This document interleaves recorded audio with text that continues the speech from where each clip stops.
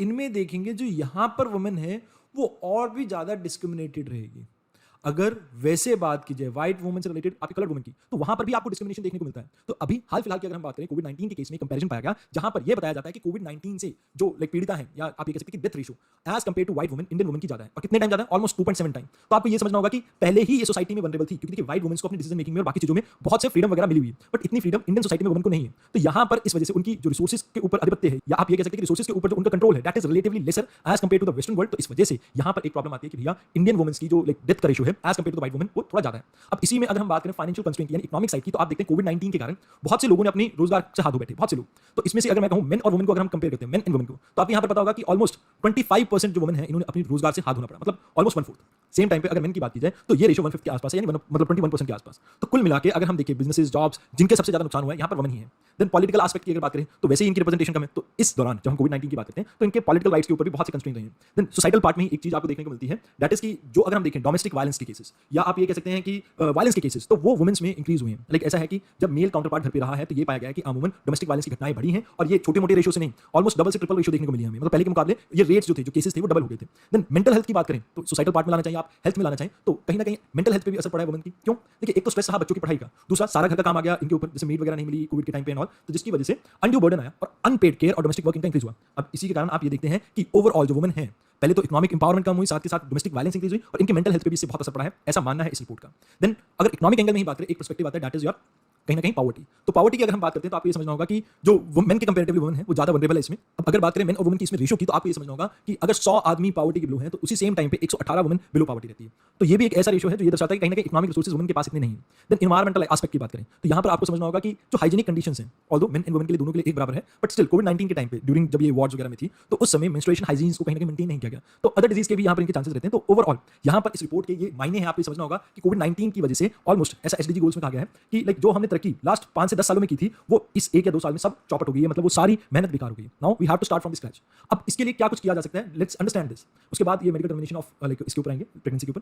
First thing that you have to understand कि women की empowerment को हमें कहीं ना कहीं प्रमोट करना है। इंपावर करने के लिए हमें या तो उनके स्किल्स के ऊपर वर्क करना होगा ताकि वो फॉर्मल सेक्टर्स में ज्यादा से ज्यादा आए।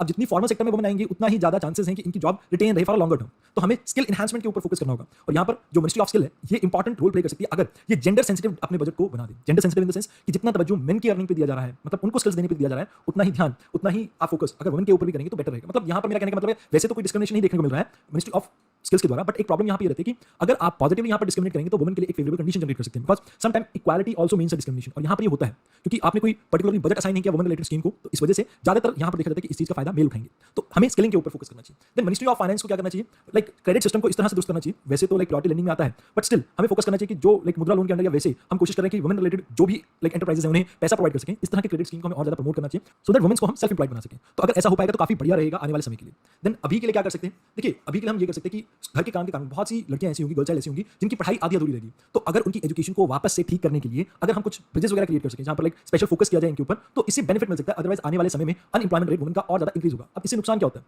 देखिए जितनी ज्यादा आपकी डिपेंडेंट पॉपुलेशन रहती है किसी भी इकोनॉमी में, उसकी ग्रोथ उतनी ही कम होती है। तो डिपेंडेंट पॉपुलेशन अगर आपको नहीं समझ में आता तो एक ऐसी पॉपुलेशन जो अर्न नहीं करती है, जो मतलब दूसरे की अर्निंग के ऊपर डिपेंडेंट है। जैसे कि आपको पता होगा कि जो बच्चे हैं 1 से 15 साल तक के बच्चे, उसके अलावा आप यहाँ पर देखते हैं जो बुजुर्ग हैं यानी 59 से अब जो भी आपको एज ग्रुप देखने को मिलता है, ये डिपेंडेंट पॉपुलेशन है। They depend upon certain other person. जैसे यहाँ पर कोई फादर हो सकता है जो अपने बेटे की अर्निंग के ऊपर डिपेंडेंट है, यहाँ कोई बेटा ऐसा हो सकता है जो अपने फादर की अर्निंग पर डिपेंडेंट है। तो ये डिपेंडेंट पॉपुलेशन जितनी ज्यादा होती है, इकोनॉमी के जो बेनिफिट है वो उतने ही कम हो जाते हैं, क्योंकि आप ये देखेंगे पर कैपिटा इनकम और जीडीपी का जो कंट्रीब्यूशन है वो दोनों डिक्लाइन करेगा यहाँ पे, और इसकी वजह से ओवरऑल इकोनॉमी में ग्रोथ कम देखने को मिलती है। तो इन टोटल अगर हम इन चीजों के ऊपर वर्क करते हैं तो कहीं ना कहीं वुमेन रिलेटेड जो इशू हैं हमारे आने वाले समय में कम हो सकते हैं। अब एक मेजर इशू है women related, that is medical termination of pregnancy. Although government ने इसमें काफी बदलाव लाए हैं, इसमें कुछ कमियां भी देखने को मिल रही हैं, बट ओवरऑल मैं आपको स्टोरी समझाता हूं है क्या। देखिए कई बार ऐसा देखा जाता है कि जो रेप विक्टिम्स होते हैं ये प्रेग्नेंट हो जाती हैं, इनकी प्रेगनेंसी को टर्मिनेट करने के लिए गवर्नमेंट ने एक प्रावधान दिया था कि आप 20 वीक तक कहीं ना कहीं इसको टर्मिनेट करवा सकते हैं, बट उसमें भी मेडिकल प्रैक्टिशनर की कहीं ना कहीं जो डॉक्टर्स वगैरह उनकी राय मशवरा रहता है। बट अभी हाल फिलहाल में ये कहा गया है कि भैया किसी भी तरह की प्रेगनेंसी हो, अगर आप चाहते हैं कि आप अपनी प्रेगनेंसी को टर्मिनेट करें तो आपके पास वो राइट है, वो कहीं ना कहीं आपके जो बॉडी के ऊपर फंडामेंटल राइट है उसको इंश्योर करने की बात हो रही है। Not just in the case of rape victim, but वैसे भी जैसे कई बार ऐसा होता है कि जो फिटस है वो कहीं ना कहीं डिफेक्टिव है, उसमें म्यूटेशन देखने को मिल रही है। अब हम चाहते हैं कि वो फिटस एक्चुअल में दुनिया में ना आए बिकॉज उसका ब्रेन अच्छे से डेवलप नहीं हो पाया या उसके बॉडी में कोई लाइक ऐसी प्रॉब्लम है। तो यहाँ पर उस चीज को इंश्योर करता है ये medical termination of pregnancy act 2021। अब हुआ क्या था, वैसे तो देखिए सुप्रीम कोर्ट में एक पिटीशन डाली गई जहां पर लेडी को पता था कि उसका बच्चे के हार्ट में छेद है, जो लाइक फीटस है उसके हार्ट में छेद है, और अगर वो बच्चा पैदा भी हो जाता तो नॉर्मल लाइफ नहीं जी सकता। तो उन्होंने यहाँ पर पिटीशन डाली थी सुप्रीम कोर्ट में कि उन्हें कहीं ना कहीं इस प्रेगनेंसी को टर्मिनेट करने की इजाजत दी जाए। और तो 20 वीक का पहले यहाँ पर इंडिया में प्रावधान हुआ करता था, बट वो क्योंकि 20 वीक से एक्सीड हो गया था जब तक लाइक सभी कुछ एग्री होता, बट इस वजह से यहाँ पर ये कोर्ट में केस चला, हियरिंग के दौरान सुप्रीम कोर्ट ने कहा कि yes this is the legal right, और इसी को लेकर आगे चलकर आप देखते हैं गवर्नमेंट बिल भी लेके आया। तो इन जनरल ये शॉर्ट सी आपकी स्टोरी है, पॉलिटिकल साइड में इसको लाइक डिस्कस भी किया जाएगा, बट लाइक जहां तक मोटा मोटा ये सवाल आता है कि कहां से एक्ट आया उसको आप समझ गए होंगे। अब हम फोकस करते हैं कि इससे पहले क्या कोई एक्ट था। Yes there was one, medical termination of pregnancy act 1971। अब देखिए ऑल्दो ये एक्ट ऑलमोस्ट 50 ईयर पुराना था, तो उस समय के कंटेक्स्ट में आज के समय में बहुत चेंज आ चुका है। आप एक बात समझ के चलिए कि 1971 में हो सकता है कि इस तरह की टेक्नोलॉजी ना हो जिससे हम फीटस को रिमूव कर सकते हैं एट एन एज ऑफ कहीं ना कहीं वो 6 मंथ का जब हो गया है, मतलब ऑलमोस्ट 6 मंथ का, बट अभी हमारे पास वो टेक्नोलॉजी है, वो इक्विपमेंट्स है, तो इससे हम इजीली कहीं ना कहीं भ्रूण को हटा सकते हैं। तो यहाँ पर उसी के अकॉर्डिंगली हमने इस लॉ को एडजस्ट करने की कोशिश की है। दूसरी चीज यहाँ पे हमने कहीं ना कहीं वुमेन का अपनी बॉडी के ऊपर राइट को इंश्योर करने की कोशिश की कि it's their wish, if they want to conceive a child और not it should be their wish, but कहीं ना कहीं इसे भी लिमिट किया गया है इस एक्ट के दौरान। इसके बारे में भी हम बात करेंगे, जहां पर मेडिकल प्रैक्टिशनर की कहीं ना कहीं परमिशन आपको चाहिए होती है। तो आपको समझना होगा कि इन टोटल वैसे ये इन सिंक है आज की डिमांड के अकॉर्डिंगली, बट कुछ एक लूप होल्स भी रह गए हैं इसमें, जिसे वक्त रहते ही हमें दूर करना चाहिए। अब जैसे इस एक्ट की बात करें तो पहली बार ऐसा हुआ है कि 20 वीक्स के बाद भी प्रेगनेंसी को टर्मिनेट कर सकते हैं। अब अगर ऐसा है तो आपको क्या करना होगा, लाइक आपको मतलब किसी को भी देखिए अबॉर्शन की एडवाइस लेनी होगी डॉक्टर से 20 वीक तक, ये जरूरी है। अगर मान लीजिए 20 वीक से 24 वीक के बीच में है कोई प्रेगनेंसी का केस, तो यहां पर आप क्या कर सकते हैं, आप पेशेंट को कहिए कि आपको 2 डॉक्टर की राय लेनी होगी। अगर 2 डॉक्टर रेकमेंड करते हैं कि it's safe to remove this मतलब फीटस, तो आप ये कर सकते हैं। तो वो सर्टेन कैटेगरीज हैं, वो कैटेगरी ऑल्दो डिफाइन नहीं की गई, आगे चलते हैं मेजर प्रॉब्लम के तौर पे मैं बताऊंगा आपको, बट स्टिल आप ये मान के चलिए कि 2 डॉक्टर का राय मशवरा चाहिए आपको पेशेंट को ये कहने के लिए कि भैया आप प्रेगनेंसी को टर्मिनेट कर सकते हैं या नहीं। देन इसमें ये भी कहा गया कि स्टेट लेवल मेडिकल बोर्ड की जरूरत पड़ेगी एडवाइस की। आप जैसे मान लीजिए कोई प्रेग्नेंट वुमन है आपके पास आती है कि सर मेरे लाइक ऐसे प्रॉब्लम है, मैं इसे टर्मिनेट करना चाहती हूँ, तो यहाँ पर आपको ये समझना होगा कि अगर 24 वीक से ऊपर हो चुकी है उसकी प्रेगनेंसी को, तो आप उसे कहेंगे कि ठीक है आप कर सकते हैं, बट आपको मेडिकल बोर्ड की परमिशन चाहिए। अब मेडिकल बोर्ड जो है वो स्टेट लेवल का रहेगा ये, और वो अगर कहता है कि भाई फीटल में कोई अबनॉर्मैलिटी है, तभी उन केसेस में सिर्फ और सिर्फ जब फीटल में कोई अबनॉर्मैलिटी है सिर्फ उन्हीं केसेस में फीटल को रिमूव किया जाएगा। अगर मान लीजिए कॉन्ट्रासेप्टिव का यूज किया गया, जैसे कोई पिल वगैरह या आप ये कह सकते हैं कॉन्डम्स वगैरह का यूज किया गया, और वो किसी तरह से फेल कर जाता है, मतलब कि कहने का ये है कि मान लीजिए किसी ने प्रोटेक्शन यूज करी, वो प्रोटेक्शन ढंग से काम नहीं करी और जिसकी वजह से प्रेग्नेंट हो जाती है कोई गर्ल, तो उस केस में यहाँ पर इस्लाम में ये कहा गया है कि आप टर्मिनेशन के लिए जा सकते हैं, बट लिमिट यहाँ पर वही है कि 24 वीक से ज्यादा नहीं होना चाहिए। अगर उससे ज्यादा है तो ये यहाँ पर वर्क नहीं करेगा। देन यहाँ पर कहीं ना कहीं प्रेग्नेंट वुमन को हमने चॉइस देने की कोशिश की है। इसका सिग्निफिकेंस सबसे बड़ा यही है कि हमने उन्हें चॉइस देने की कोशिश की है, उनकी रिप्रोडक्टिव राइट्स को इंश्योर करने की कोशिश की। आप एक बात समझ के चलिए, वैसे तो इंडियन सोसाइटी की बात करें, पेट्रियार्कल सोसाइटी है, पेट्रियार्कल सोसाइटी मींस क्या प्रॉब्लम है यहाँ पे, देखिए प्रॉब्लम सिर्फ एक आती है, इंडिया में किसी वुमन ने कब बच्चे को जन्म देना है उसके ऊपर उसका अधिकार नहीं होता, उसके मेल पार्टनर का ज्यादा अधिकार होता है कि कब बच्चा करना है या नहीं। तो यहाँ पर ऑल्दो हमने कोशिश ये की है कि कहीं ना कहीं जो रिप्रोडक्टिव राइट है, जो बॉडीली राइट है एक वुमन का, हम उस रिप्रोडक्टिव राइट को कहीं ना कहीं सिक्योर कर सके, इंश्योर कर सके एक वुमन के लिए, ताकि उन्हें कब बच्चा चाहिए और कब नहीं इसके बारे में वो खुद से डिसाइड कर सकें। अब वैसे भी मैं आपको एक चीज तो बता चुका हूं कि बहुत सी ऐसी पिटीशन पेंडिंग थी जहां पर कोर्ट की परमिशन मांगी जा रही थी कि अबॉर्शन करवाना है उन्हें अपनी प्रेगनेंसी का, बट वो जो पहले की लिमिट हुआ करती थी 20 वीक, वो उसको एक्सीड कर चुकी है। तो उन सभी केसेस में जैसे फीटल में अगर अबनॉर्मैलिटी देखने को मिल रही है, या किसी रेप विक्टिम का बच्चा है, या ऐसा हो सकता है कि कोई डोमेस्टिक वायलेंस के केस में हस्बैंड वाइफ सेपरेट हो चुके हैं, उन ग्राउंड्स पे मतलब अलग अलग ग्राउंड्स पे केसेस थे, बट अभी क्योंकि ये लिमिट एक्सटेंड कर दी गई अपनी 24 वीक, तो इससे बहुत सी वुमेन को राहत मिल सकती है। Means it is a beneficial tool for every woman. यहाँ पर पहली बार ऐसा भी हुआ है इस बिल में कि पहले क्या होता था कि अनमैरिड वुमन को कहीं नहीं जगह मिलती थी इस एक्ट में, जो 1971 का एक्ट था उसमें अनमैरिड वुमन के बारे में जिक्र नहीं था, but for the very first time, क्योंकि आजकल लिविंग रिलेशनशिप एंड ऑल बहुत कॉमन सा होता जा रहा है, तो इस वजह से इस चीज को संज्ञान में लेते हुए इसको कहीं ना कहीं सेफ अबॉर्शन में डाला गया। क्योंकि पहले क्या प्रॉब्लम होती थी कि ये अनसेफ अबॉर्शंस के लिए जाते थे, जहां पर लाइक लीगली अबॉर्ट नहीं किया जाता था, इलीगल तरीके से नहीं अबॉर्ट किया जाता था बच्चों को, जिसकी वजह से रिप्रोडक्टिव हेल्थ पे बहुत नेगेटिव इंपैक्ट पड़ता था, जो ये लाइक गर्ल्स वगैरह होती थी या कोई भी होता था यहाँ पे। तो यहाँ पर हमने कोशिश ये की है कि अगर इन्हें इस एम्बिट में लाया जाए जहां पर वो लीगली अपनी प्रेगनेंसी को टर्मिनेट कर सके, उनकी इन्फॉर्मेशन को जहां पर सिक्योर रखा जा सके, तो वहां पर पॉसिबिलिटी है कि इनकी रिप्रोडक्टिव हेल्थ पे असर कम पड़ेगा। तो वो जो डेथ के केसेस हैं वो थोड़े कम देखने को मिलेंगे। जैसे शायद आपने सुना भी हो, आपने एक मूवी के बारे में सुना होगा जनहित में जारी, रिसेंट टाइम में थोड़ा लाइक न्यूज में भी रही थी। तो यहाँ पर जैसे कॉन्डम का प्रचार तो वही है, बट इसके अलावा आप एक चीज देखिए, वहां पर एक लड़की का जिक्र किया जाता है जिसकी प्रेगनेंसी को टर्मिनेट करते हुए क्योंकि ढंग से प्रोसीजर फॉलो नहीं होता तो उसकी डेथ हो जाती है। तो यहाँ आपको ये समझना होगा कि अगर ऐसे लीगल राइट मिलेंगे तो कहीं ना कहीं सेफ एंड सिक्योर वे में प्रेगनेंसी को टर्मिनेट कर पाएंगे, और इससे जो हेल्थ है वुमन की हम उसको सिक्योर कर पाएंगे। तो ये भी एक तरह का सोशल जस्टिस ही है। देन अगर मान लीजिए किसी हॉस्पिटल में जाकर कोई मेडिकल अपनी प्रेगनेंसी को टर्मिनेट करवाता है, मान लीजिए अनमैरिड वुमन थी जिसने टर्मिनेशन करवाया, अब यहाँ पर तो उनकी जो प्रिवेसी है उसको सिक्योर करना जरूरी है, साथ ही साथ कॉन्फिडेंशियलिटी को मेंटेन करना है कि उनकी जो आइडेंटिटी वो रिवील ना हो। तो ये हॉस्पिटल और उस डॉक्टर की जिम्मेवारी है। अगर वो इस चीज में फेल होता है तो यहाँ पर एक चीज समझ के चले कि इनके अगेंस्ट एक्शन तक लिया जा सकता है, पेनल्टीज वगैरह का प्रावधान है। तो राइट टू प्रिवेसी को भी कहीं ना कहीं इस एम्बिट में लाने की कोशिश की गई है। और अब हमारा कोशिश यही है कि जैसे जो रिमोट एरियाज है, जो जैसे वल्नरेबल सेक्शंस में ज्यादा देखने को मिलते हैं, जैसे रूरल एरियाज होगी या ट्राइबल एरियाज होगी जहां पर सेफ अनसेफ आपको टर्मिनेशन देखने को मिलती है प्रेगनेंसी की, तो वहां पर कैसे हम सेफ एंड सिक्योर अबॉर्शन को सिक्योर कर सकें, इसके ऊपर हमारा इस लॉ में ज्यादातर फोकस रहेगा। देन अब इसके कुछ इश्यूज भी होने चाहिए। तो सबसे पहले इश्यूज में अगर मैं बात करूं तो ये मेडिकल बोर्ड बनाने की बात की गई है। मेडिकल बोर्ड देखिए एक चीज मैं बताता हूं, कई बार मेडिकल बोर्ड्स के साथ 2 प्रॉब्लम है। पहली चीज, इनका कोई भी ये नहीं बताया कि कितने ड्यूरेशन में इन्हें जवाब देना है कि प्रेगनेंसी को टर्मिनेट कर सकते हैं कि नहीं। तो फर्स्ट थिंग, कोई टाइम फ्रेम नहीं है, पहली प्रॉब्लम इनके साथ ये। दूसरी प्रॉब्लम ये है कि हम कह रहे हैं कि हम वुमेन को राइट दे रहे हैं कि they decide whether they want to terminate their pregnancy और नॉट, तो it should be their wish ना। तो यहाँ पर मेडिकल बोर्ड की क्या जरूरत है? एक्चुअल में मेडिकल बोर्ड कहीं ना कहीं उस वुमेन की जो लाइक डिग्निटी है, क्योंकि इस तरह के क्वेश्चन वहां पर रहते हैं कि आप क्यों टर्मिनेट करना चाहते हैं प्रेगनेंसी को एंड ऑल, वो सब चीजें होती है, वो एक तरह का ट्रॉमा भी है। तो यहाँ पर अगर हम प्रिवेसी की बात करते हैं तो मेडिकल बोर्ड की बात नहीं होनी चाहिए थी। तो पहली चीज, जो मैटर डिसाइड करेगा वो कौन करेगा? Medical board. प्रॉब्लम ये प्रिवेसी इशू रह सकते हैं वहां पे। दूसरी प्रॉब्लम ड्यूरेशन की प्रॉब्लम की यहाँ पर कितने दिनों में इन्होंने फैसला लेना है इसके बारे में कुछ नहीं कहा गया। तीसरी प्रॉब्लम आप ये देखिए कि कौन से केसेस में मेडिकल बोर्ड की जरूरत है, गवर्नमेंट ने इसी को डिफाइन नहीं किया। मान लीजिए मेडिकल अबनॉर्मलिटी है, सिर्फ उसी केस में मेडिकल बोर्ड का गठन किया जा सकता है, तो वो डिफाइन करना चाहिए ना कि आप सिर्फ उसी केस में कर सकते हैं। अब हर जगह आप मेडिकल बोर्ड की गठन करते रहेंगे तो ये चीज ठीक नहीं। देन कैटेगरीज अगर हम बात करें स्पेसिफिकली, अभी भी कोई स्पेसिफाई नहीं किया कि 20 से लेकर 24 जो वीक का हमने टाइम ड्यूरेशन कहा है, जिसमें कहा कि भैया कोई मेडिकल प्रॉब्लम रहती है कुछ रहता है, उसमें आप टर्मिनेशन कर सकते हैं प्रेगनेंसी का, बट इस चीज को भी कहीं डिफाइन नहीं किया गया कि क्या यहाँ पर कौन कौन सी बीमारियों को इसमें इंक्लूड किया गया। तो it's still a discussion of doctor, तो वो चीज कहीं ना कहीं ठीक नहीं है। देन यहाँ पर ट्रांसजेंडर्स के लिए क्या रहेगा, लाइक उनकी प्रेगनेंसी को टर्मिनेट करने के लिए क्या यहाँ पर प्रावधान रहेंगे, उसके बारे में भी कहीं नहीं है, मतलब उनको भी कवर नहीं किया गया। अब देखिए आप सभी को पता है कि ट्रांसजेंडर्स को as a third gender recognise किया है सुप्रीम कोर्ट की वर्डिक्ट के थ्रू, गवर्नमेंट ने वेरियस अपने एक्ट वगैरह में भी, बट स्टिल उन्हें अभी भी निगलेक्ट किया गया है और वो भी एक वनरेबल सेक्शन में आते हैं। तो इसलिए आपको ये पॉइंट वहां पर भी मैं आपको याद करूंगा, बट यहाँ पे भी आपको याद रखना है। देन अगर हम देखें कई एरियाज में तो क्वालिफाइड मेडिकल प्रोफेशनल्स आपके मिलते ही हैं, जहां पर आप बात करते हैं जैसे रूरल एरियाज में या आप बात करते हैं ट्राइबल एरियाज में। अब ऐसे एरियाज में प्रॉब्लम ये आ जाती है कि अभी भी अनसेफ प्रैक्टिस की जाएंगी और वहां पर वुमेन की हेल्थ के ऊपर फिर से फर्दर इंपैक्ट पड़ेगा। तो यहाँ हमारे पास वे फॉरवर्ड क्या है, प्रॉब्लम्स तो हमने देख ली। पहली चीज, हमें एक्सेस जो है ये सेफ एंड लीगल अबॉर्शन का ये ह्यूमैनिटेरियन ग्राउंड पे और सोशल ग्राउंड पे एक्सटेंड करना चाहिए थ्रू आउट इंडिया। अगर ये पॉसिबल होगा तो इससे कहीं ना कहीं हम डिग्निटी, ऑटोनॉमी और जस्टिस सिक्योर कर सकते हैं वुमेन के लिए, जिससे कहीं ना कहीं अपने वूम के ऊपर उनका खुद का अधिकार रहेगा। अब यहाँ जरूरत है कि ये जो कुछ कमियां हैं इस लॉ में, जैसे मेडिकल बोर्ड वाला जो मैंने आपको इशू बताया, टाइम फ्रेम का बताया, ट्रांसजेंडर्स का बताया, इनको गवर्नमेंट को जल्द से जल्द दूर करना चाहिए सो दैट आने वाले समय में किसी भी तरह की कोई परेशानी ना देखने को मिले इस एक्ट के regarding. So this is all about women related all the matters that is currently in news. अब देखिए आज की नेक्स्ट इंपॉर्टेंट चीज है जो हमें डिस्कस करनी है वो है सेल्फ हेल्प ग्रुप्स। अब आपको इसके बारे में थोड़ी बहुत इंफॉर्मेशन होनी चाहिए कि ब्रॉड होता क्या है सेल्फ हेल्प ग्रुप, ये तो पता ही होना चाहिए। ये एक तरह का इनफॉर्मल आपका एसोसिएशन है। इनफॉर्मल मींस कोई कागज पत्री के साथ नहीं है यहाँ पे, मतलब लोग आपस में एक दूसरे के विचारधारा के साथ जुड़े हुए हैं। जहां पर मतलब ये कह लीजिए कि जैसे एक गांव की कुछ लेडीज हैं, वो एक ही परिवार की हैं, जैसे चाचा ताए और फूफे की बहू वगैरह जो भी हैं, ये एक साथ मिलकर कोई एसोसिएशन बनाते हैं। तो ये एक तरह का इनफॉर्मल एसोसिएशन है, पहली चीज। दूसरी चीज, जहां पर लोग अपने आप चूज करते हैं that they want to come together, वो एक साथ आते हैं एंड एक दूसरे की लिविंग कंडीशन को इंप्रूव करने में हेल्प करते हैं, मतलब they work together for improvement of life for everyone. तो यहाँ पर सभी एक साथ मिलकर अपने रिसोर्सेज पुल टुगेदर करते हैं so that they can have a better living condition. अब इसके लिए आप याद कर सकते हैं एग्जांपल लिजर्ड पापड़ का। पापड़ आप सभी ने खाए होंगे और सुना भी होगा इसका नाम। अब इसे आप ये भी कह सकते हैं कि ये एक तरह की सेल्फ गवर्न्ड बॉडी है। सेल्फ गवर्न मतलब यहाँ पर लोग अपने आप ही अपनी एसोसिएशन को चलाते हैं, कोई इसमें लाइक गवर्नमेंट का हस्तक्षेप नहीं रहता है।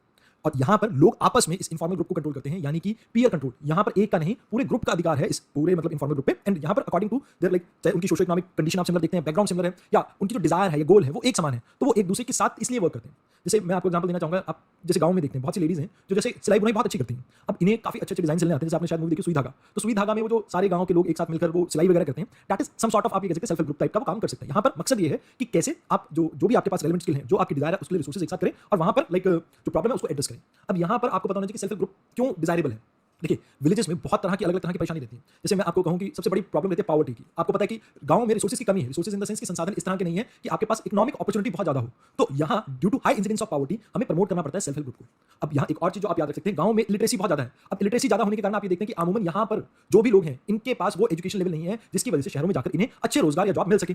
तो इस वजह से भी प्रॉब्लम ये है कि हमें प्रमोट करना पड़ता है सेल्फ हेल्प ग्रुप को। अब तीसरी चीज, स्किल्स जो है वो ऑब्सोलीट है। अब अगर आप एक किसान को कहें कि आप मुझे लैपटॉप ऑन करके मेल भेज दीजिए, शायद उसके पास की बात नहीं है, क्योंकि उसके पास वो रेलेवेंट स्किल नहीं है जिस तरह के अभी की इकोनॉमी में रिक्वायरमेंट है। मैंने ये सिर्फ आईटी सेक्टर का एग्जांपल लिया, बाकी और भी बहुत सी चीजें। अब एक प्रॉब्लम ये भी रहती है कि जो फॉर्मल क्रेडिट सिस्टम है, formal credit system in the sense कि बैंकिंग सेक्टर जो है वो इतना ज्यादा लोन देगी यहाँ पर कुछ नहीं है, क्योंकि देखिए पॉवर्टी के इंसिडेंस ज्यादा है, लिटरेसी है नहीं, स्किल्स है नहीं, तो प्रोबेबिलिटी है दैट दे विल डिफॉल्ट। अब डिफॉल्ट करेंगे तो इससे एनपीए की प्रॉब्लम बढ़ सकती है। तो इस वजह से जो फॉर्मल सेक्टर है वो इतना ज्यादा झुकाव नहीं होगा यहाँ पर लोन देने को, मतलब they are very reluctant to this. तो अब हर एक की इंडिविजुअल प्रॉब्लम को अगर हम सॉर्ट आउट करने बैठे तो दैट इज वेरी डिफिकल्ट, जिसकी वजह से सेल्फ हेल्प ग्रुप को हम प्रमोट करते हैं। ये एक तरह का ऐसा व्हीकल है जो पुअर और मार्जिनलाइज्ड पीपल जो हमें विलेजेस में देखने को मिलते हैं उन्हें चेंज कर सकता है, मतलब सेल्फ हेल्प, खुद की मदद खुद से करना। तो यहाँ पर इसके ऊपर फोकस रहेगा। अब इसके फंक्शंस क्या हो सकते हैं, like if we talk about particularly what are the function और ड्यूटी, या आप ये कह सकते हैं क्या उम्मीद रखें इनसे। तो सबसे पहला capacity building, functional capacity building के ऊपर फोकस करते हैं, जहां पे मार्जिनल जो पॉपुलेशन है आपकी उसके अंदर कुछ इस तरह की स्किल्स डेवलप करें ताकि आगे चलकर ये इकोनॉमिक एक्टिविटीज में पार्टिसिपेट कर सके। और जब ये इकोनॉमिक एक्टिविटी में पार्टिसिपेट करेगा तो इसका लिविंग स्टैंडर्ड अप होगा, और अगर लिविंग स्टैंडर्ड इसका अपने ही लोकल एरिया में हो रहा है तो आपको माइग्रेशन जैसी प्रॉब्लम देखने को नहीं मिलेगी, यानी कि अर्बन इंफ्रास्ट्रक्चर के ऊपर जो प्रेशर है वो कम हो जाएगा। एंड ओवरऑल देखें तो बहुत से बेनिफिट देखने को मिलते हैं। इसको एक बार मैं फिर से आपको समझाना चाहूंगा। देखिए कैपेसिटी बिल्डिंग करेंगे तो इससे बेनिफिट ये होगा कि लोगों के पास इंप्लॉयमेंट होगी, यानी कि इंपावरमेंट देखेंगे बढ़ेगी, लोगों की इंपावरमेंट बढ़ेगी तो लोग डिमांड ज्यादा करेंगे, डिमांड ज्यादा करेंगे तो इससे इकोनॉमी ग्रो करेगी, इकोनॉमी ग्रो करेगी तो उससे ज्यादा से ज्यादा टैक्स आएगा गवर्नमेंट के पास। अगर ज्यादा से ज्यादा टैक्स आएगा तो इससे आप देखेंगे गवर्नमेंट की स्पेंडिंग जो पब्लिक सेक्टर है और कैपिटल गुड है उसमें इंक्रीज होगी, और अगर वो इंक्रीज होती है तो ओवरऑल इकोनॉमी में डेवलपमेंट आएगी और लोगों के लिविंग स्टैंडर्ड में भी इंक्रीमेंट देखने को मिलेगा। तो ये दो तरीके हैं जहां से आप पूरे इसको रिलेट कर सकते हो। अब जैसे लिविंग स्टैंडर्ड अगर इसी को फर्दर अगर आप कंटिन्यू करना चाहें, लिविंग स्टैंडर्ड अगर रूरल एरिया में ही आपके इंप्रूव हो रहे हैं तो लोग अर्बन एरिया में कम जाएंगे। अब जैसे मान लीजिए शहरों में आपको अच्छे स्कूल्स क्यों मिलते हैं, बिकॉज प्राइवेट स्कूल खासकर, क्योंकि वहां पर लोगों के पास पेइंग कैपेसिटी है। अब अगर same paying capacity rural area में आ गई तो अर्बन जैसी डिमांड करेंगे, तो अगर अर्बन फैसिलिटीज की जैसे डिमांड करेंगे तो इससे क्या होगा, अर्बन एरिया में माइग्रेशन जो है वो डिक्लाइन करेगा। अब लोग कम जाएंगे अर्बन एरिया में तो अर्बन इंफ्रास्ट्रक्चर के ऊपर एक तो असर कम पड़ेगा। दूसरी चीज ओवरऑल जो रीजनल डिस्पैरिटी देखने को मिलती है, कुछ एरिया ज्यादा डेवलप देखने को मिलते हैं, कुछ एरिया कम डेवलप देखने को मिलते हैं, वो डिस्पैरिटी खत्म हो जाएगी। देन यहाँ पर जो भी लाइक कॉन्फ्लिक्ट वगैरह होते हैं, सेकंड पॉइंट जो इसके फंक्शन में आता है, जो एक कॉन्फ्लिक्ट रेजोल्यूशन है वो कहीं ना कहीं कलेक्टिव लीडरशिप के थ्रू ही अटेन हो सकता है यहाँ पे, या आप ये कह सकते हैं कि म्यूचुअल डिस्कशन के थ्रू। तो ये इसका फंक्शन है कि like they have to ensure कि जो भी कॉन्फ्लिक्ट वगैरह हो वो यहाँ पर collectively they handle it. Then तीसरी चीज यहां पर आपको याद रखनी है कि इन्हें लोन जो दिए जाते हैं वो होते हैं कोलेक्ट्रल फ्री, क्योंकि देखिए अगर हम बैंक लोन की बात करें, एक पर्सन है तो प्रोबेबिलिटी है वो पर्सन डिफॉल्ट कर जाए, बट ग्रुप ऑफ पर्सन है तो देखिए एक दूसरे की शर्मोशर्मी वो पैसे देने ही पड़ते हैं। जैसे ऐसा होता है ना कि कई बार कईयों की नीयत बदल जाती है, जैसे विजय माल्या जैसे लोग, या आप ये कह सकते हैं नीरव मोदी या मेहुल चौकसी जैसे लोग, जिन्होंने पैसा कमाया बट वो पैसा वापस लौटाने की नीयत थी ही नहीं कभी, तो एक पर्सन की नीयत में ये चीज हो सकती है। बट अगर मान लीजिए ग्रुप ऑफ पीपल को आपने लोन दिया, सेल्फ हेल्प ग्रुप में यही होता है ना, तो यहाँ पर कोलेक्ट्रल फ्री लोन देने के बावजूद जो डिसीजन मेकिंग ग्रुप है वो कोशिश करता है कि भैया आप लोन को टाइमली वापस रीपे कर दीजिए। फिर यहाँ पर माइक्रो फाइनेंसिंग के थ्रू आप सर्विसेज वगैरह को प्रोवाइड करने की कोशिश करते हैं सेल्फ हेल्प ग्रुप को, तो ये भी आपको याद रखना है। देन इसमें कुछ एक चीजें हैं जो लाइक इनके जेनेसिस के बारे में पहले बात कर लेते हैं, then we will talk about further things. देखिए जेनेसिस के बारे में अगर बात करें तो 1970 का दशक था, 70s का, यहाँ पर फॉर्मेशन होता है आपका सेल्फ एम्प्लॉयड वुमेन एसोसिएशन, जिसे सेवा एसोसिएशन कहा जाता है। सेवा जो था ये पहला आपका लाइक सेल्फ हेल्प ग्रुप था जिसके आप जेनेसिस देखते हैं। इसके बाद 20-22 साल तक गवर्नमेंट इसे ज्यादा प्रमोट तो नहीं करती है, बट कोशिश चलती रहती है। फिर सेल्फ हेल्प ग्रुप्स को बैंक के साथ लिंक करने के लिए एक प्रोजेक्ट स्टार्ट किया जाता है जिससे इनको लोन वगैरह इजीली मिल सके। ये प्रोजेक्ट स्टार्ट किया जाता है नाबार्ड के द्वारा। किसके द्वारा? नाबार्ड के द्वारा। आपको पता होगा रूरल एरिया में डेवलपमेंट के लिए यही काम करते हैं। और ये प्रोजेक्ट स्टार्ट किया गया था 1992 में, जिससे माइक्रो फाइनेंसिंग वगैरह छोटे छोटे जो लाइक माइक्रो फाइनेंसिंग होता है 10-20 लाख या ये भी बहुत बड़ी अमाउंट होगी, 1-2 लाख देके किसी का बिजनेस स्टार्ट करवा दिया, एंड देन उन्हें इस तरह से स्केल अप कर दिया कि वो अपना काम खुद से भी कर सके, मतलब अपने जो उनके लाइक रिसोर्सेज हैं वो खुद से जनरेट करने की सेविंग वगैरह क्रिएट हो जाए। तो यहाँ पर बेसिकली माइक्रो फाइनेंसिंग की शुरुआत होती है इंडिया में सेल्फ हेल्प ग्रुप्स के लिए। देन नाबार्ड आरबीआई के साथ मिलकर आता है 1993 में। अब 1993 में क्या करते हैं, ये सेविंग अकाउंट खुलवा देते हैं जितने भी सेल्फ हेल्प ग्रुप्स हैं उनके। अब इससे लिंकेजेस क्रिएट हो गई हैं बैंकिंग सिस्टम और सेल्फ हेल्प ग्रुप के साथ, और इससे कहीं ना कहीं जो लाइक मूवमेंट थी cash and all, credit and all, वो इजीली हो सकी सेल्फ हेल्प ग्रुप के बीच में, जिससे ओवरऑल आपको थोड़ी बहुत डेवलपमेंट और देखने को मिलती है इस फील्ड में। देन 1993 के बाद आपका आता है 1999। अब ये इंपॉर्टेंट है, क्यों? क्योंकि यहाँ पर गवर्नमेंट स्टार्ट करते हैं स्वर्ण जयंती ग्राम स्वराज योजना। अब ये इसके बारे में आपने बहुत सी उसमें देखा होगा, लाइक आर्टिकल्स वगैरह में पढ़ा होगा। इसमें हम सेल्फ डेवलपमेंट या आप ये कह सकते हैं कि सेल्फ एम्प्लॉयमेंट को प्रमोट करने की कोशिश करते हैं रूरल एरिया में, यानी कि स्किल के ऊपर फोकस है। तो यहाँ पर मतलब रूरल एरिया में स्किलिंग के ऊपर फोकस था और इसे प्रमोट करना था हमें थ्रू सेल्फ हेल्प ग्रुप। तो कहीं ना कहीं गवर्नमेंट का जो फोकस है वो स्कीम से आया। Then national rural livelihood mission, poverty elevation का सबसे बड़ा प्रोग्राम है जिसे लॉन्च किया गया था 2011 के आसपास, और इसमें भी सेल्फ हेल्प ग्रुप के ऊपर फोकस था। तो ओवरऑल यहाँ से मतलब आपका like national rural livelihood mission से शुरू हुआ था अभी के टाइम में, रिसेंट टाइम में जो मेजर पुश है। अब इसमें यूनिवर्सल एक्सेस हम प्रोवाइड करने की बात करते हैं कि कैसे कॉस्ट इफेक्टिव और रिलायबल वे में फाइनेंसेस मिल सके गरीब लोगों को, उनके अंदर फाइनेंशियल लिटरेसी आ सके, वो समझ सकें कि बैंक में क्या काम होता है, क्या नहीं होता है, कैसे होता है।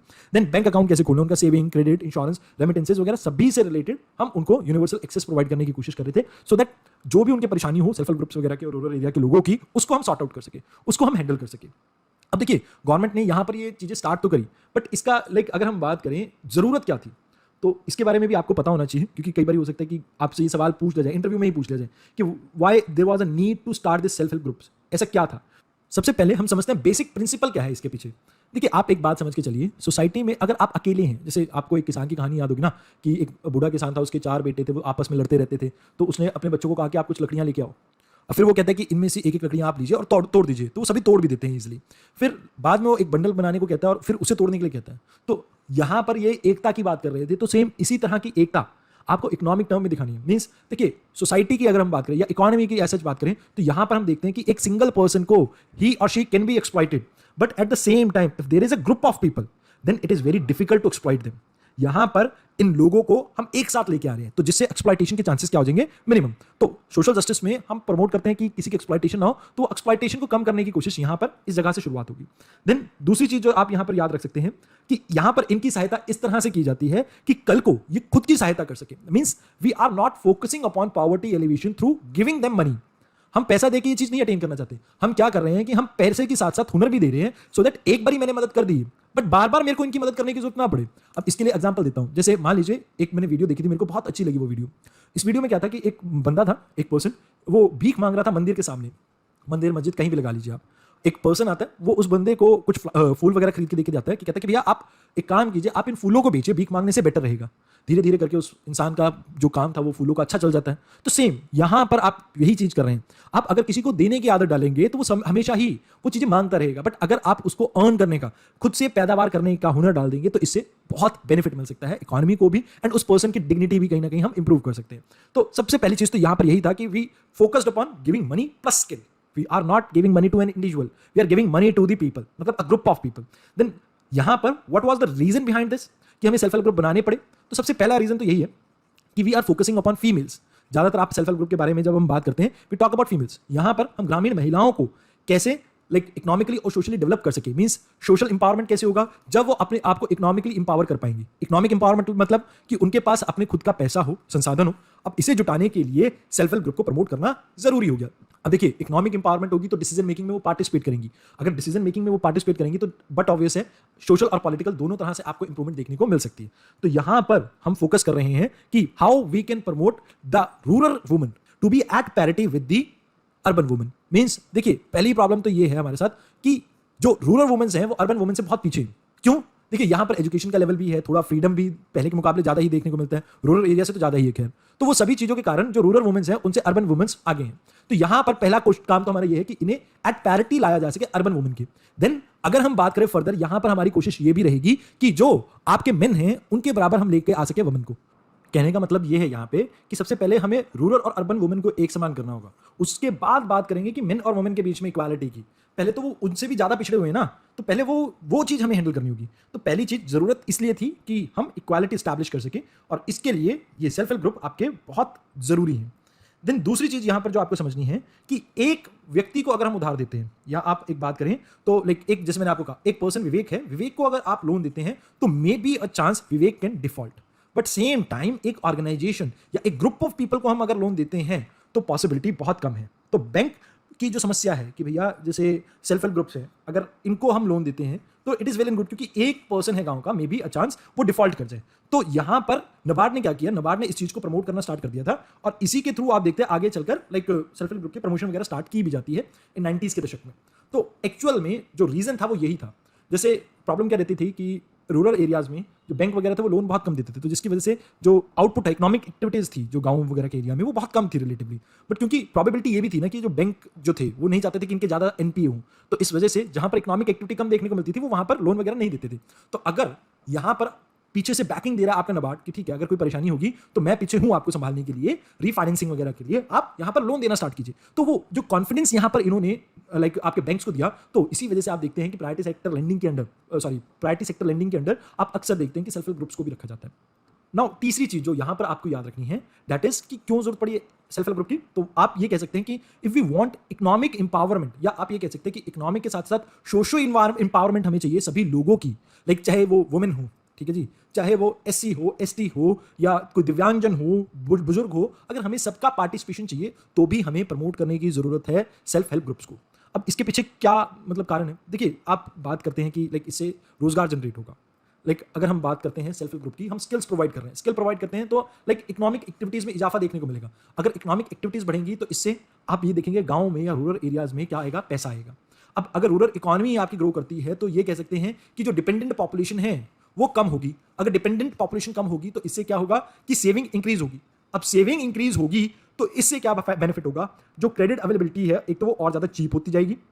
दूसरी चीज, हम जो अभी के टाइम पे एफडीआई वगैरह इन सब चीजों के ऊपर निर्भर है अपने डेवलपमेंट के लिए, ग्रोथ के लिए, वो निर्भरता कम हो जाएगी। और अगर इस तरह से हम लाइक अगर देखें निवेश और ज्यादा बढ़ेगा तो इससे टेक्नोलॉजिकल डेवलपमेंट भारत के अंदर बढ़ता जाएगा। मतलब जो अगर हम बात करते हैं कि ज्यादा से ज्यादा निवेश होगा, इससे आप ये देखते हैं कि टेक्नोलॉजिकल या आर&डी में फोकस किया जाएगा, आर&डी में फोकस किया जाएगा तो ओवरऑल जो हमारे इंपोर्ट्स हैं आगे आने वाले समय में वो इंपोर्ट भी घट सकते हैं। और इससे एक और चीज देखने को मिलती है, जैसे ग्रोथ वगैरह सब कुछ है, तो यहां पर आप ये देखते हैं कि पर पर्सन यानी पर कैपिटा इनकम, वो पर कैपिटा इनकम भी इंप्रूव होगी। पर कैपिटा इनकम अगर इंप्रूव होगी तो लिविंग स्टैंडर्ड बढ़ेंगे, लिविंग स्टैंडर्ड बढ़ेंगे तो इकोनॉमिक ग्रोथ होगी, और इकोनॉमिक ग्रोथ होगी तो इससे अगेन आपकी जो इंडस्ट्रीज हैं उन्हें बढ़ने फूलने का मौका मिलेगा। तो बेसिकली अगर हमें होलिस्टिकली डेवलपमेंट को इंश्योर करना है, पहली चीज तो यहां पर होलिस्टिक डेवलपमेंट का मतलब क्या है। देखिए, जो रीजनल एरियाज में आपको डिस्पैरिटीज देखने को मिलती है, अगर मैं बात करूं Maharashtra relatively per capita income is higher, Punjab per capita income is higher, but same time में बात करूं बिहार की, झारखंड की, तो पर कैपिटा इनकम जो है इन स्टेट्स की दैट इज वेरी लो। तो ये जो रीजनल जो बेसिस पे आपको डिवाइड देखने को मिल रहा है, पहली चीज तो वो डिवाइड कम कर सकते हैं bye promoting self help group, मतलब ये अगला रीजन है।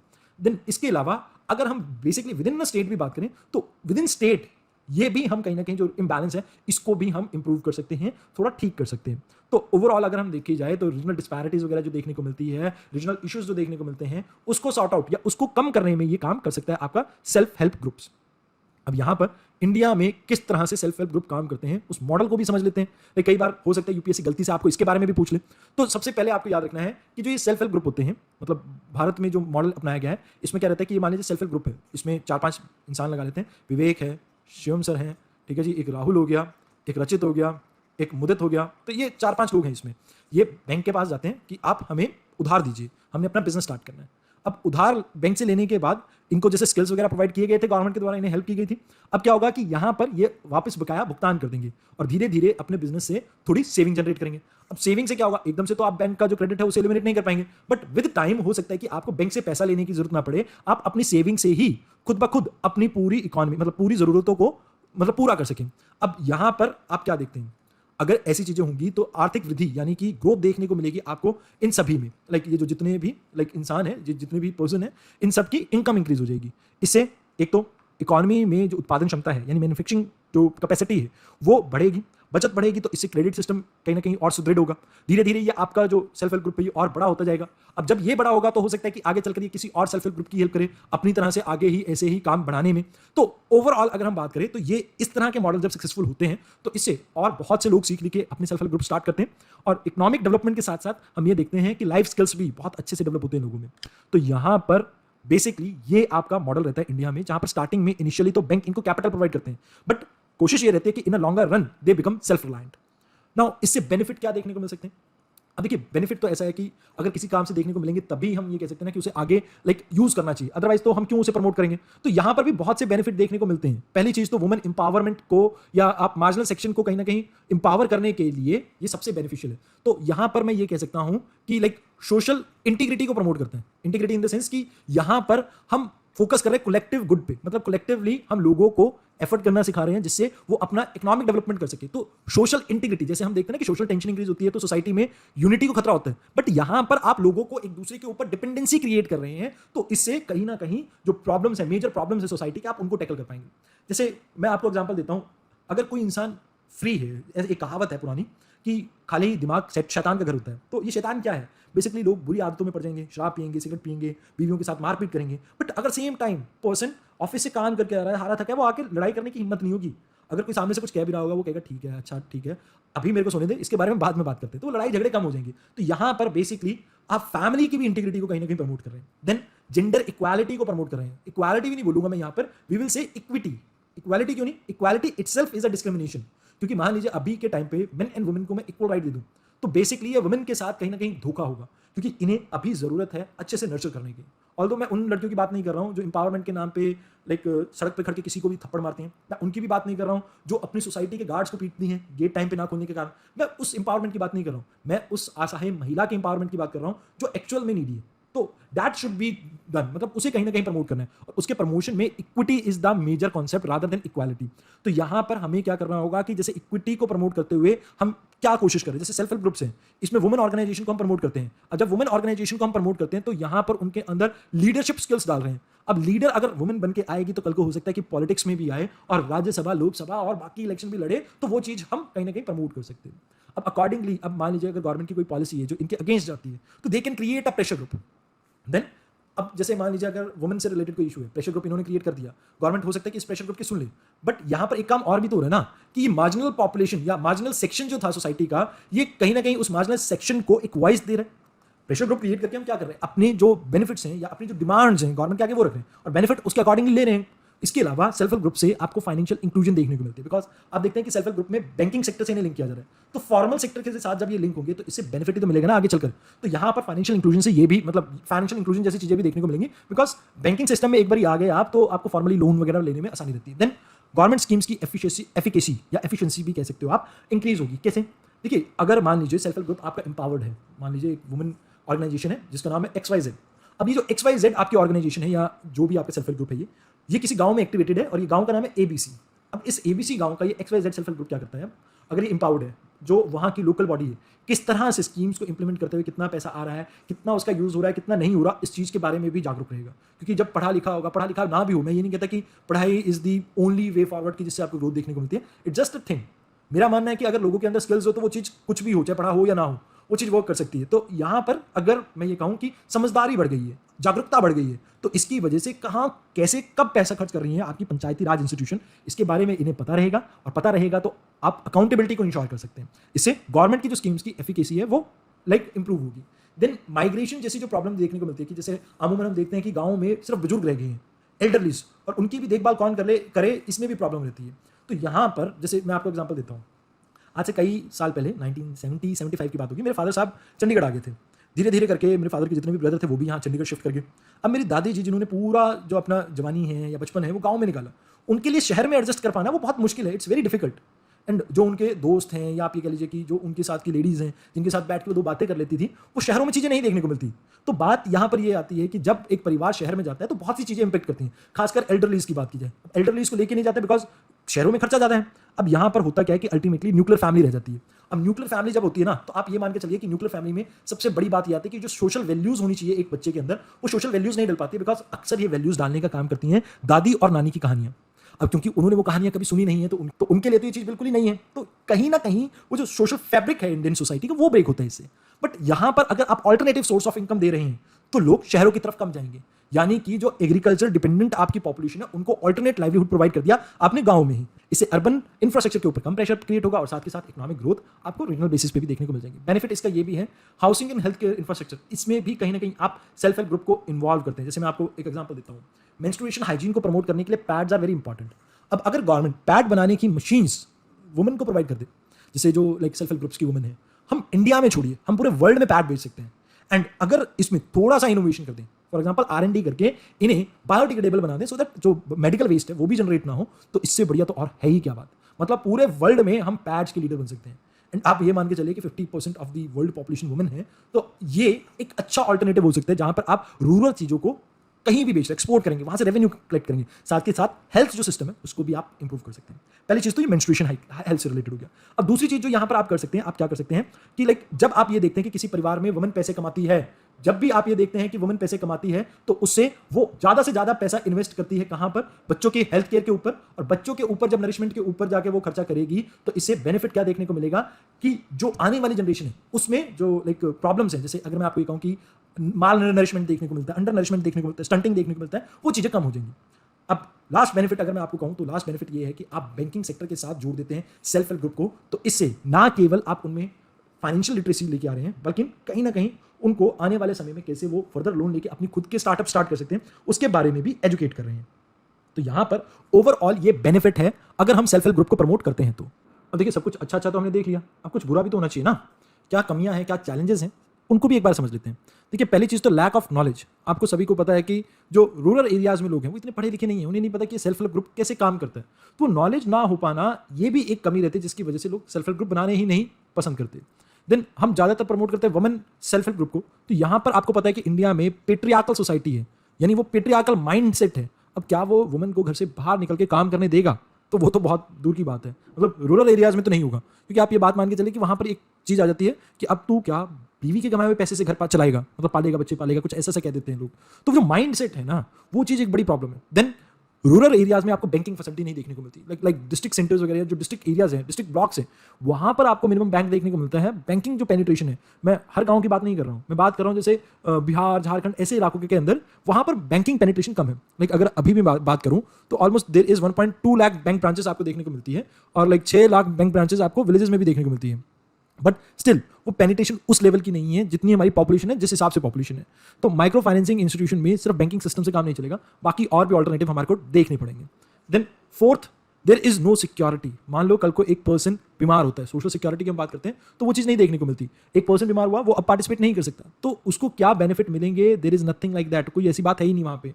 देन सस्टेनेबिलिटी, मान लीजिए आपने आज कोई सेल्फ हेल्प ग्रुप स्टार्ट किया, वो आज के हिसाब से रेलिवेंट था, बट आने वाले फ्यूचर में क्या वो रेलिवेंट रहेगा जब यू विल बी 40 अराउंड या उससे भी ज़्यादा? तो वो चीज़ एक प्रॉब्लम क्रिएट कर सकती है। तो ये आपको समझना होगा कि सेल्फ हेल्प ग्रुप्स में ऐसी चीज़ें मेजर आपके चैलेंजेस के तौर पे आती हैं। Then what are the opportunities, और लाइक हम उनके बारे में भी बात करेंगे, बट कुछ एक वीकनेसेस और भी हैं, मैं आपको वैसे बताना चाहूँगा। लाइक ऐसा नहीं है कि जो मेंबर हैं वो नेसेसरली आपके पोरेस्ट फैमिली से हों, अगर बाकी भी कोई अगर सेल्फ हेल्प ग्रुप स्टार्ट करना चाहता है तो कर सकता है।